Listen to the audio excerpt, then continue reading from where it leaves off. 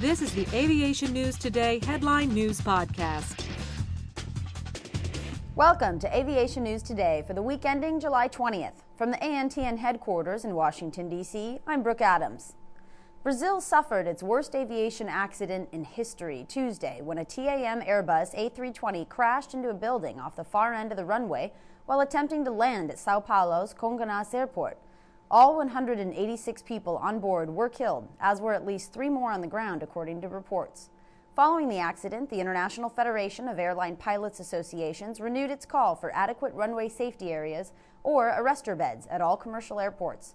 Sao Paulo's runway is just 6,360 feet long and has less than the international standard of 1,000 feet of clear area beyond its runway ends. The House Transportation and Infrastructure Committee held a hearing this week to examine the status of the nation's waters, including wetlands under the jurisdiction of the Federal Water Pollution Control Act. Committee Chairman Jim Oberstar has introduced legislation to amend the Federal Water Pollution Control Act to clarify the jurisdiction over waters of the United States. The bill would define waters of the United States broadly, possibly subjecting airport operators to increased regulatory burdens and a more complicated permit process. Airport authorities plan to introduce a cell phone parking lot at New York's JFK International Airport in a bid to reduce traffic congestion there. Like similar parking areas cropping up at major airports around the world, the system would allow people to park for free in a designated lot while waiting for a call from arriving friends or family. As reported by Aviation Daily, airlines are racing to win the bid for new China flights through DOT due to be awarded in 2009. Applications for the latest round of China flight awards closed Monday night. DOT is awarding all flights available in 2007 to 2009 in a single proceeding, prompting a slew of applications. U.S. Airways applied for the single 2007 flight, earmarked for a new entrant carrier, although Northwest argued that it should also be considered, even though it already operates China flights. DOT is awarding 4 flights in 2009, including 1 for a new entrant. Before the applications came in, Northwest, American, and Continental were considered favorites to win 1 flight each, with U.S. Airways getting the new entrant flight. 3 of the largest carriers report strong earnings this quarter, and American goes green after this break. United Airlines said it will begin to accept applications Monday for roughly 100 new pilot positions the company expects to fill this year. This is the first time since 2001 that the company has added pilot positions. United said the recruitment effort is being driven by its expansion into new international markets. The recruitment will be conducted entirely online. American Airlines, the world's biggest airline by passenger traffic, is preparing a marketing campaign next month to show off its green side. In the past 6 months, environmental concerns have become a priority for the airline, said David Cush, Senior Vice President of Global Sales.